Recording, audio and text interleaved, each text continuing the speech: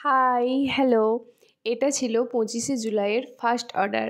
আর অর্ডারটা যিনি করেছিলেন তিনি তার স্পেশাল মানুষের জন্য অর্ডারটা করেছিলেন। এই কারণে এই কেকের থিমটা ছিল লাভ থিমের ওপর।